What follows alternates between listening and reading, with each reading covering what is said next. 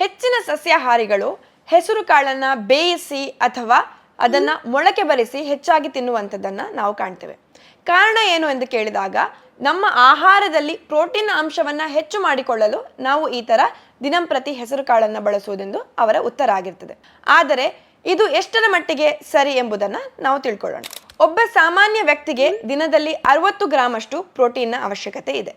ಆದರೆ 100 ಗ್ರಾಂ ಬೇಯಿಸಿದ ಹೆಸರು ಕಾಳಿನಲ್ಲಿ ಇರುವಂಥದ್ದು ಬರೀ 7 ಗ್ರಾಂ ಪ್ರೋಟೀನ್ ಅಷ್ಟೇ. ಇದರಲ್ಲೂ ಪ್ರತಿ 1 ಗ್ರಾಂ ಪ್ರೋಟೀನ್ಗೆ 3 ಗ್ರಾಂ ಅಷ್ಟು ಕಾರ್ಬೋಹೈಡ್ರೇಟ್ ಇರ್ತದೆ. ಅಂದ್ರೆ ಕಾರ್ಬೋಹೈಡ್ರೇಟ್ ಮತ್ತೆ ಪ್ರೋಟೀನ್ ರೇಷಿಯೋ 3:1 ಆಗಿರ್ತದೆ. ಆದ್ದರಿಂದ ಸಸ್ಯಾಹಾರಿಗಳಿಗೆ ಹೆಸರು ಕಾಳಿಗೆ ಹೋಲಿಸಿದ್ರೆ ಹಾಲು ಮತ್ತು ಹಾಲಿನ ಉತ್ಪನ್ನಗಳು ಉತ್ತಮ. ಯಾಕಂದ್ರೆ ಹಾಲು ಮತ್ತು ಹಾಲಿನ ಉತ್ಪನ್ನಗಳಲ್ಲಿ ಕಾರ್ಬೋಹೈಡ್ರೇಟ್ ಮತ್ತು ಪ್ರೋಟೀನ್ ರೇಷಿಯೋ 1:1 ಆಗಿರ್ತದೆ. ಅಂದ್ರೆ 1 ಗ್ರಾಂ ಕಾರ್ಬೋಹೈಡ್ರೇಟ್ಗೆ 1 ಗ್ರಾಂ ಪ್ರೋಟೀನ್ ಇರುವಂಥದ್ದು. ಹಾಗಾಗಿ ತಮ್ಮ ದಿನನಿತ್ಯದ ಆಹಾರದಲ್ಲಿ ಪ್ರೋಟೀನ್ ಅಂಶವನ್ನ ಹೆಚ್ಚು ಮಾಡಬೇಕು ಅಂತ ಹೇಳುವಂತಹ ಸಸ್ಯಾಹಾರಿಗಳು ಅವರ ಆಹಾರದಲ್ಲಿ ಕಾಳುಗಳಿಗಿಂತ ಹೆಚ್ಚು ಪ್ರಾಮುಖ್ಯತೆ ಹಾಲು ಮತ್ತು ಹಾಲಿನ ಉತ್ಪನ್ನಗಳಿಗೆ ನೀಡುವುದು ಉತ್ತಮ.